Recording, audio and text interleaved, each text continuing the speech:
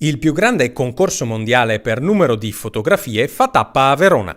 Le migliori 15 foto dell'edizione veneta del concorso Wiki Loves Monuments saranno infatti esposte fino al 15 dicembre in Biblioteca Civica.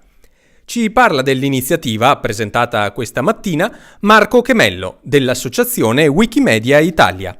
Lo scopo è non solo arricchire Wikipedia di foto più belle e anche di soggetti magari mancanti, non solo di ritrarre il nostro patrimonio culturale, ma anche di far sapere che purtroppo in Italia non esiste ancora la libertà di panorama, cioè la libertà di fotografare tutti i monumenti che vogliamo dal suolo pubblico. Molte delle fotografie in concorso ritraggono monumenti nel comune di Verona.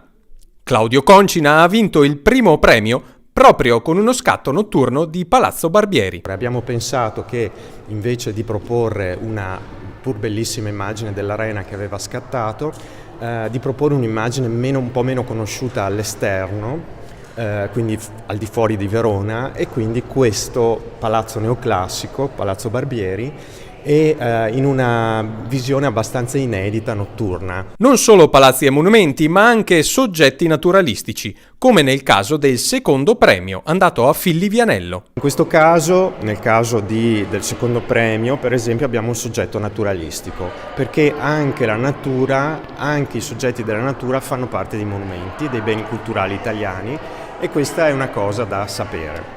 Il terzo premio è andato a Francesco Bini, un appassionato wikimediano. Come si definiscono gli utenti che collaborano ai progetti di Wikipedia e Wikimedia? Qui c'è il terzo premio vinto da Saiko Francesco Bini, che è uno dei più grandi fotografi, se vogliamo, del nostro concorso, perché è un wikipediano come sono io, e ha caricato migliaia e migliaia di fotografie dei monumenti italiani nel giro di molti anni, e quindi anche a livello mondiale è riconosciuto come uno dei maggiori contributori di questo concorso fotografico.